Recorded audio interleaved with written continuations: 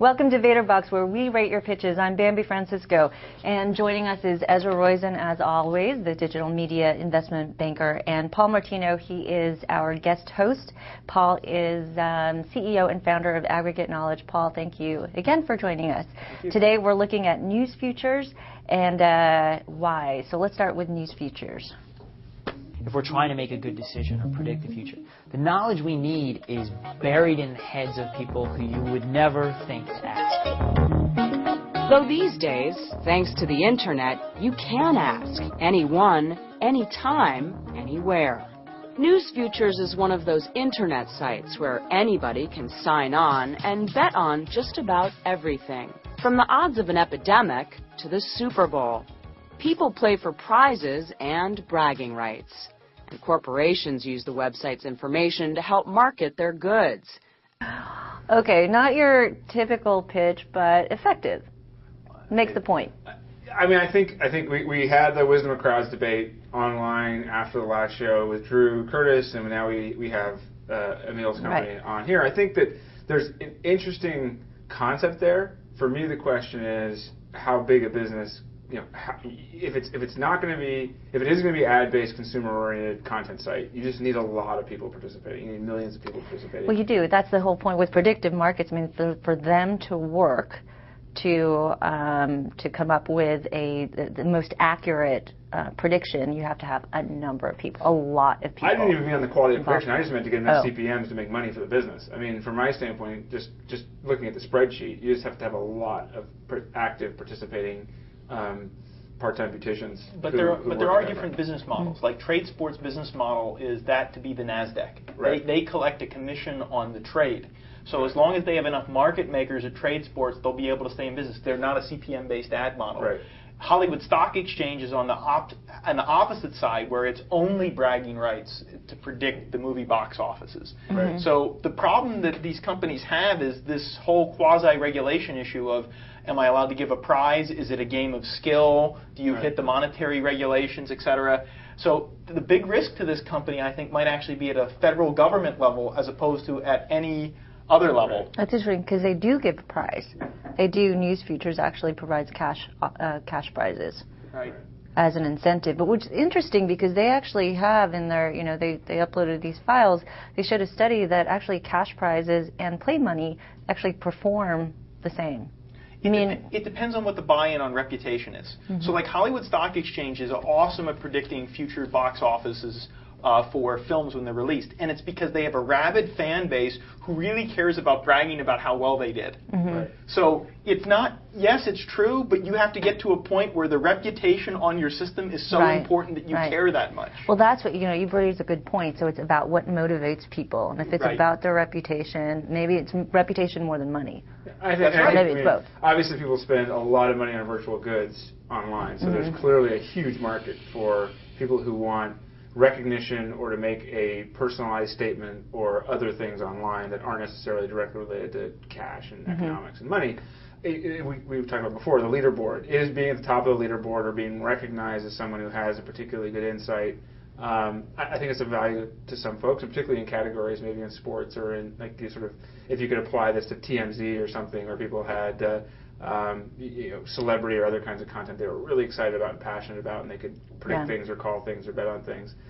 Again, I think it comes down to dialing in on categories of content that have large, very, very active audiences of sports, maybe celebrities, and then dialing in on the really tweaking how you get people excited and engaged and keep those folks coming back. Because you're going to need millions of them, they're going to come back a lot. Right. So my thing, I think it actually, there is a service here. It's just who is their target audience? I mean, meaning their customers. Is it a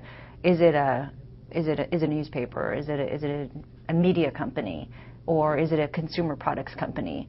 Or is it because it's a white label provider? Well, what's interesting is if you think about sort of the casual game market, the general wisdom, although it varies from site to site, is that it's actually largely that demographic. It's the sort of middle bracket women who play a lot of the casual games online, and they really actually game uptake has been huge in that category. So at the same time, I think betting, my guess is, appeals largely to a sort of more male audience. My guess, my intuition is, I don't know the numbers on that. So I think combining, if you can sort of somehow appeal to that sort of casual game market user who is engaged sort of in a trivia aspect and trying to do some predicting things, and you get the female audience, and then if there's sort of the betting side and sort of the gaming, hardcore betting and gambling side, maybe some, you get that middle male demographic. Paul, I mean, your aggregate knowledge is about discovery, and this is about predicting outcomes, almost like discovering and forecasting, and so, I mean, there's some overlap here. Oh, there absolutely is. Look, I run a company. The name of the company is called Aggregate Knowledge. You believe in the wisdom of crowds. I own the URL betonnews.com that I bought years and years ago when Mark Pincus and I were brainstorming about ideas related to social networking. So I am a huge believer in this category. I think that the company that can crack the nut and have an enduring business in spite of the government regulation is going to be awesome. The question is literally almost how good are some of their attorneys to understand the legal aspects around this. It's an unfortunate thing. We're at Vator TV talking about cool, innovative stuff, but the government is a big issue at this company. That was a big issue that you ran into? Well, Pincus and I thought about starting a betonnews.com. I mean, we literally whiteboarded it up at his house back in 2001, and but that's you why we weren't sure registered if you it. could give prizes. Right, there was different regulations for games of skill versus pure betting, and then there was actually a change in the laws in 2005 that significantly hindered your ability to even do this betting offshore, like with trade sports. Right, like sports betting. Those sites, you can only use play money, virtual money. You can't use any cash, real cash. Right, and then you have money. Some people got money stuck in between because you weren't allowed to redeem. So a lot of very interesting problems there. Yeah, we have to ask Emil, how do you offer cash prizes? Yeah. I'm sure Emil will comment. Great. Okay, on to the next one, Wise. Wise is a product research website. We like to think of ourselves as a consumer reports of the future.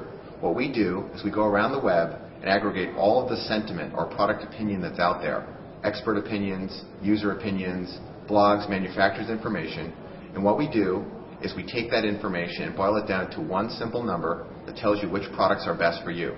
Okay, aggregate. So that's what they do. That's what you do. Yeah, they aggregate knowledge. I love the Wise number. I think that's a great idea. I mean, the fact that they have a simple number that you can look at and go, hey, I trust this, I don't trust this, and then you can dig into the next level of detail. I think it's a great idea. I think it's clever. I did a column on them for All Was On, and I think that the idea that you can go from, I think it was Tom told me Consumer Reports does like 1,500 products a year with a 200 or 300 analysts or something like that. And they do like a million. And they do like a million. They have like 50,000 or something already. A few months ago, covered in great detail by aggregating up all this feedback from the social media and open media community. So just simply getting a huge volume of information about products quickly organized in a discernible way is great. I think the Wise number is great because it gives people a focal point rather than just getting a bunch of information. It's like a Zagat. Yeah, it's like that, but except for it actually leads into shopping, because I think their hope is, I think a big part of this model is then directing you to actually making purchase decisions from the site. Right. So the question is, like, does it really drive you to buy products in the long tail, or does it just drive you to buy products in the top 10 or the It definitely works in both ways. So Aggregate Knowledge partners with a company called Bazaar Voice. They do the ad ratings and reviews to the products. And you can go look at the case studies on Bazaar Voice's site. When you have ratings and reviews, the likelihood of a purchase, whether it be a top item or one that only has 1 or 2 reviews, significantly higher. So it works just as good for long tail items as it does for the front. And that's why the Wise number is such a cool innovation, because they can apply the Wise number to low reviewed items as well as high reviewed items. And that's one of the problems if you only have, say, qualitative feedback scores. Well, one of the things I said in my column when I wrote about these guys a few months ago was that from a supply side, what's interesting is if services like this begin to promote high quality but less known products and really high quality innovative new products in categories from brands that people have never heard of, that's interesting because it sort of changes the game from just simply getting shelf space at Walmart or Best Buy. And I think that opens the door for a lot of innovation and a lot of access for consumers of products they may have not seen otherwise, because they're walking down and, if you don't have an army of people in Bentonville, you're not going to get on the shelf in the main part of the category. What do you think about their business model? Which direction should they go? Are they going to be Wise.com, destination site, advertising-based model? It definitely seems like the most likely model is a straight-up lead gen business, right? I mean, when they've got that Wise number, At the end of the day, this should be a great lead gen business. I imagine there are other models, but that would strike me as the most obvious way to go at this. Yeah, I would say this is a feeder for Amazon or some equivalent, and that's how they make their money and then eventually get acquired. But the challenges and competitors? A lot of competitors, a lot of companies out there who are trying to take different slants on discovery and trying to essentially help people find products and aggregating knowledge and discovery and so on. So I think there's a pretty wide field. You know, there's some bigger companies and some smaller companies. I would say though, this category is really hot. And as I talk to buyers out in the acquisition community, this is way up at the top of the list of things they're thinking about and looking at: shopping and social shopping and how you aggregate and make shopping decisions. Well, when you look at the marketplace, then where are you? Where's Wise? Where's you? If you're all part of discovery and recommendations. Well, Wise is very much focused on the actual review. Bizarre Voice, Power Reviews, very much focused on generate the user-generated content to get it into the system, get the star ratings. Aggregate Knowledge, on the other hand, we focus a lot more on implicit data. Behavior. What got purchased, what got forwarded to a friend. So we spend a lot of our time on the implicit side, whereas these companies spend a lot of time on the explicit side. The good news is you can use both data sets to get at a good answer. And the question I'll have for a Wise or a Bazillions, which is the portal run by Power Reviews, another company we work with, run by Andy, who also started FogDog. You know, really good people are in this space. Really good people have gone after these businesses, making sure that you don't have a channel conflict problem. You know, at the end of the day, if Wise is very good at lead gen, there's going to be some conflict with the people that they're generating the leads for. So navigating that issue is going to be one of the interesting things to see how they do it. What did you think of the pitch? I thought it was very personal. Yeah, it had that personal touch. Lacked big box, but besides that, seemed to be, I thought, well done. Right. I'm very disappointed that he didn't mention my name or your name, Ezra, especially since he didn't know we would be the two people talking about it. I think that, to me, that's sort of, I don't want to use the term diss, but I feel a little slighted by that. Okay, who would you? Okay, does that mean you wouldn't invest in this company? You invest in News Futures? Which company would you bet on? I would bet on News Futures on Wise.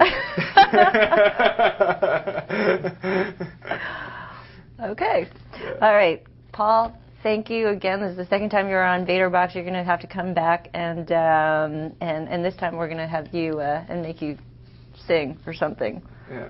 Yes. Oh, I have an idea. We'll work it out. Okay. All right. Paul Martino, who's our guest host. Paul is the founder and CEO of Aggregate Knowledge, and thank you also, Ezra, for just, as I always say, being you. And thanks for watching Vator Box.